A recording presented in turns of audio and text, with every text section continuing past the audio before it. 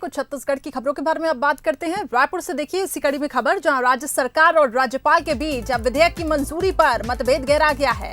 विश्वविद्यालयों में कुलपति नियुक्ति संशोधन विधेयक को राज्यपाल ने राष्ट्रपति को भेजा। राष्ट्रपति की मंजूरी के लिए ये विधेयक भेजा गया। कुलपतियों की नियुक्ति में अब सरकार की मुश्किलें बढ़ सकती हैं। राज्यपाल के अधिकारों में कटौती से राज्यपाल उइके नाराज है।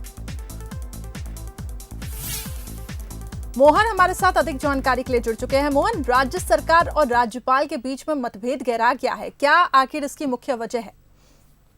देखिए, हमने पिछले दिनों भी देखा था, जो पिछला सत्र विधानसभा का हुआ था उसमें 16 संशोधन विधेयकों को सरकार ने पारित किया था, जिसमें 7 ऐसे संशोधन विधेयक थे जिस पर राज्यपाल जो है वो सहमत नहीं दिखाई दे रही थी, और इसीलिए इन संशोधन विधेयकों को विधानसभा में पारित होने के बाद भी राज्यपाल से अनुमति नहीं मिल पाई थी, जिसमें सबसे महत्वपूर्ण जो कुलपतियों का चयन और उनकी नियुक्ति का अधिकार है वो राज्य सरकार कैबिनेट को देना चाहती है।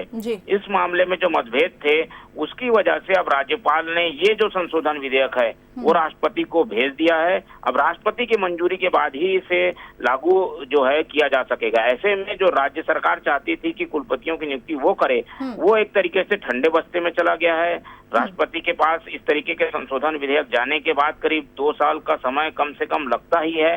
तो एक तरीके से जो बातें आ रही थी कि मंत्री जाकर वहां एक स्पष्टीकरण देंगे, समझाइश होगी और ये पूरी जो मतभेद है उसे सुलझा लिया जाएगा, वो सुलझता हुआ नहीं दिख रहा है। और जो सबसे महत्वपूर्ण संशोधन विधेयक था उसे राज्यपाल ने राष्ट्रपति को भेज दिया है। जी चलिए, बहुत बहुत शुक्रिया मोहन हमारे साथ जुड़ने के लिए। तो देखिए, राज्य सरकार और राज्यपाल के बीच में जो ये जानकारी मिल रही थी कि मतभेद है, लेकिन उसको सुलझाने की पूरी कोशिश की जा रही है। मंत्री वहां पे पहुंचेंगे, स्पष्टीकरण देंगे, लेकिन वैसी स्थितियां अब बनी नहीं। अब सीधा राज्यपाल ने जो महत्वपूर्ण विधेयक है वो राष्ट्रपति के पास भेज दिया है, यानी कि सरकार के पास जो कहीं ना कहीं वो पावर था वो ठंडे बस्ते में चला गया है। अब राष्ट्रपति की ही इसमें मंजूरी लगेगी।